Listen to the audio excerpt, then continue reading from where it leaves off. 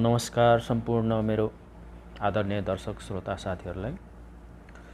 भर्खरै भिडियो हेर्नुभयो होला र भिडियो थम्बनेल हेरेर पनि थाहा पाइसक्नुभयो होला म के विषयमा भिडियो बनाउन गइरहेको छु। आजको भिडियो भनेको बर्थडेको भिडियो हुनेछ। बर्थडेको भिडियो कसरी बनाउने भन्ने बारेमा म यही भिडियो मार्फत जानकारी दिन चाहन्छु र यो भिडियो लास्टसम्म हेर्नुभयो भने तपाईहरुले पनि आफ्नो बर्थडे भिडियो बनाउन सक्नुहुनेछ। र कोही नयाँ साथी हुनुहुन्छ भने सब्स्क्राइब गरिदिनु होला, लाइक गरिदिनु होला र केही कुराहरू कमेन्ट पनि गर्नु होला। हस् त म भिडियो सुरु गर्न गइरहेको छु। धन्यवाद। सर्वप्रथम काइनमास्टर एप ओपन गर्न गइरहेको छु र 1 by 1 रेशियो सिलेक्ट गरेर फोटोहरू सिलेक्ट गर्न गइरहेको छु।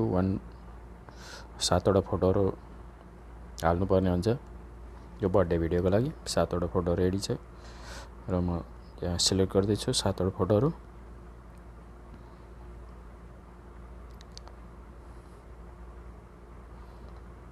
सातवटा फोटो सिलेक्ट गरिसकेपछि हामीले फोटोहरूलाई फर्स्ट पोजिसन र इन पोजिसन फुल स्क्रिन हुने गरी ओके गरेर राख्नुपर्छ।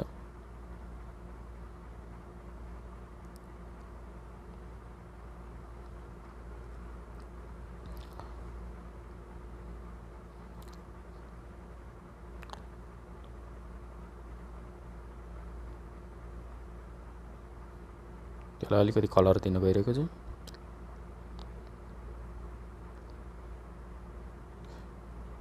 स्टार्ट पोजिसन र इन पोजिसन दुईटैलाई फुल स्क्रिन हुने गरी सेटिङ गर्नुपर्छ। यसलाई पनि फुल स्क्रिन गर्दै छु।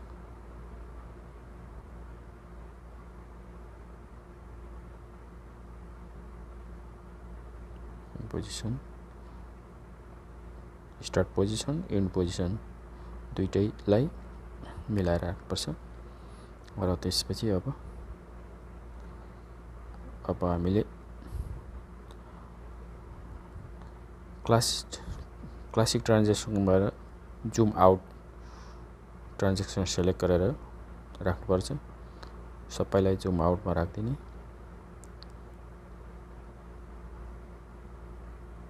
हामीले 30 सेकेन्डको भिडियो बनाउँछ।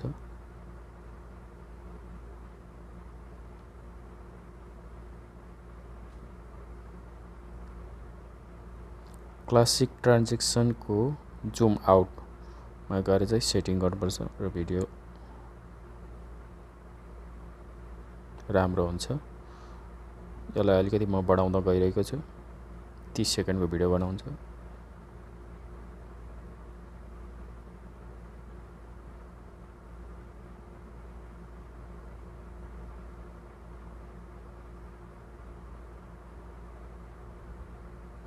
सेकेन्डको भइसकेछ। अब यसलाई सेभ गर्न गइरहेको छु। यो 1 by 1 को भिडियो भयो। यसलाई यो फर्स्ट भिडियो। अब फेरि काइनमास्टर खोलेर 16 by 9 को रेशियो सिलेक्ट गर्ने र जुन पहिला हालेको थियो त्यही फोटोहरू सिलेक्ट गरेर 7 वटा फोटोहरू नै एड गर्ने। अब फेरि पहिला जस्तै फुल स्क्रिन हुने गरी स्टार्ट पोजिसन र इन पोजिसन दुईटैलाई क्लियर फोटो हुने गरी राख्नुपर्छ।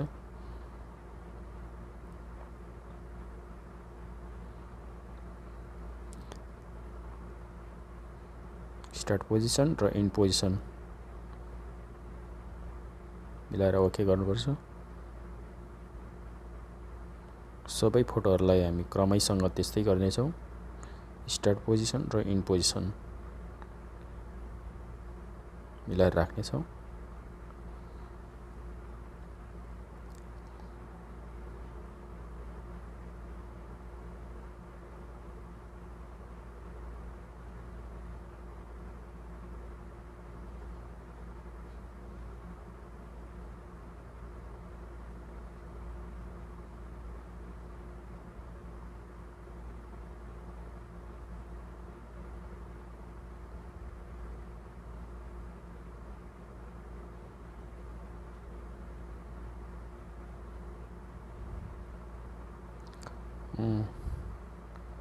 सक्ने बेला भइसकेको छ। अब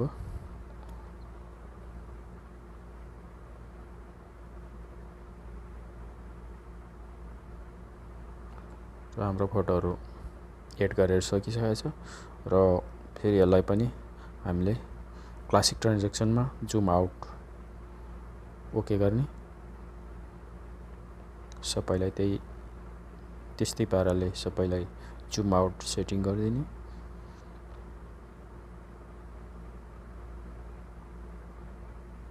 जुम आउट राखिसकेपछि यसको भिडियोको लेन्थ अलिकति बढाइदिने 30 सेकेन्डको।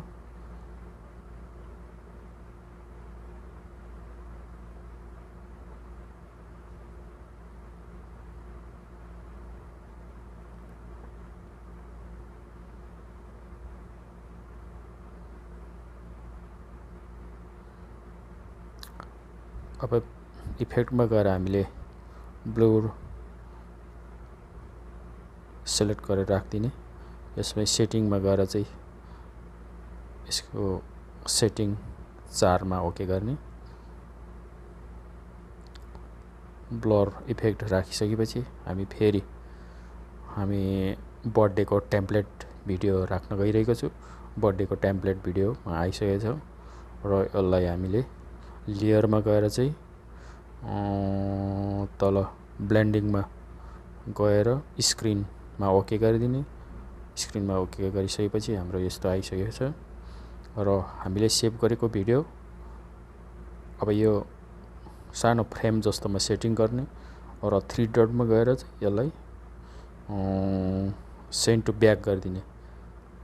सेन्ड टु ब्याक गरिसकेपछि हाम्रो टेम्प्लेटको पछाडि गएर बस्छ र नाम पनि अब म लेख्न गइरहेको छु। नाम आइसकेको छ। त्यसलाई फन्ट सेलेक्ट गर्ने र कलर पनि सेलेक्ट गरेर राखिदिने। आफ्नो इच्छा अनुसार जुन कलर राम्रो लाग्छ त्यही कलर राखिदिने। अब यो सानो पानको पत्ता भएको उसमा सानो फोटो एड गरिदिने। हाम्रो त्यहाँ फोटो पनि एड भइसकेको छ। त्यसलाई पनि खिचेर 30 सेकेन्डकै बनाइदिने। हाम्रो भिडियो तयार भइसकेको छ।